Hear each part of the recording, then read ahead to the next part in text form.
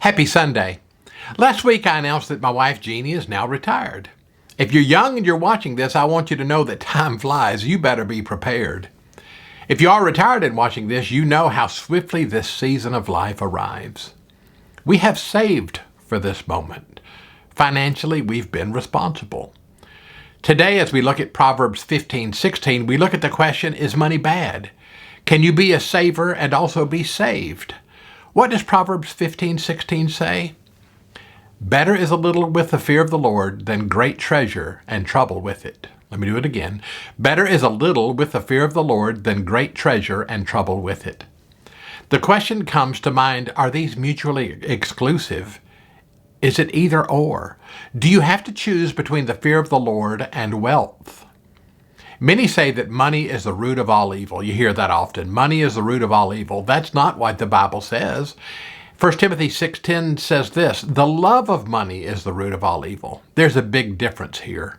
Money's not evil. Money is amoral. It can be used to fund a drug cartel or build an orphanage. The issue is the love of money. When money is loved more than God, there is a problem. Better is a little with the fear of the Lord than great treasure and trouble with it. One day, Jesus met a young rich man. They had this encounter found in Mark chapter 10. As Jesus was starting out on his way to Jerusalem, a man came running up to him, knelt down and asked, "Good teacher, what must I do to inherit eternal life?" "Why do you call me good?" Jesus asked. "Only God is truly good. But to answer your question, you know the commandments. You must not murder. You must not commit adultery. You must not steal. You must not testify falsely. You must not cheat anyone. Honor your father and your mother." "Teacher," the man replied, "I've obeyed all these commandments since I was young." Looking at the man, Jesus felt genuine love for him. And Jesus said, "There's still one thing that you haven't done. Go and sell all your possessions and give the money to the poor, and you will have treasure in heaven, and then come and follow me." The story tells us that what Jesus said, made the man's face sad, and he went away because he had many possessions.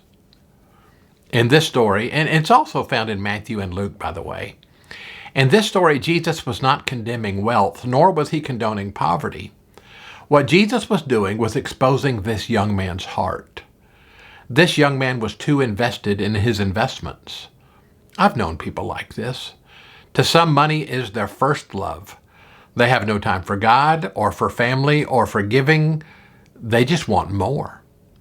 Some people just can't handle wealth. They have little discipline and they're easily sidetracked.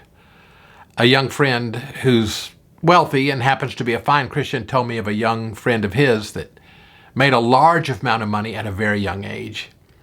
And he said that the boy spent his money on bad habits, reckless living. He went on to say that great wealth and youth are a dangerous combination. That can be true. Because without a strong spiritual foundation, money can be dangerous.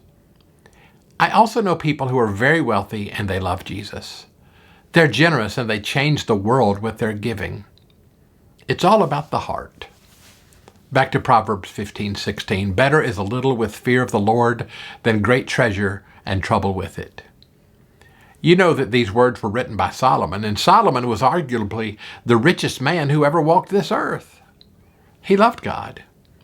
He also failed to guard his heart, and his life was sidetracked because he did not fear the Lord and obey his commandments. Fear of the Lord is key. For the unbeliever, the fear of the God is the fear of judgment and of eternal death and separation from God. But for the believer, fear of the Lord means having a reverence for him that impacts the very way that we live. The fear of the Lord is respecting him, obeying him, desiring to please him, and loving him with all that we have. Better is a little with fear of the Lord than great treasure and trouble with it. I would add, even better is the fear of the Lord and great treasure that can be used for his glory. Pray with me. God, help us to love you first and foremost. Help us to never put things before you. As we have been blessed, help us to bless others. Thank you for your gifts to us, and thank you for the fear of the Lord. Thank you that you love us and expect us to love you. Father, we ask that this world would turn to Jesus. In his name we pray. Amen. God bless. Have a wonderful day.